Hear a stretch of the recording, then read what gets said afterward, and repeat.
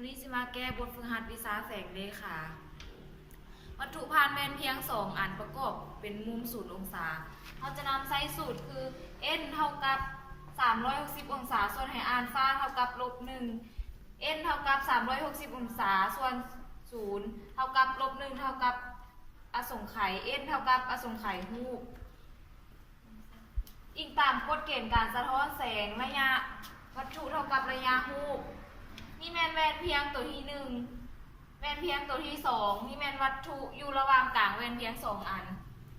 วัตถุ A ผ่าน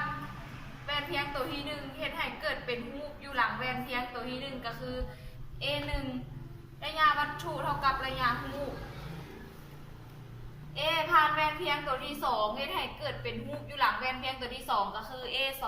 ระยะวัตถุเท่ากับระยะรูป A1 ผ่านแวนเพียงตัวที่2ให้เกิดเป็นรูปอยู่หลังแวนเพียงตัวที่2ก็คือ A1 ขีดระยะวัตถุเท่ากับระยะรูป A2 ผ่านแวนเพียงตัวที่1ให้เกิดเป็นรูปอยู่หลังแวนเพียงตัวที่1ก็คือ A2 ขีดระยะวัตถุเท่ากับระยะรูปและจะเป็นแบบนี้เรื่อยๆไปจนถึง AN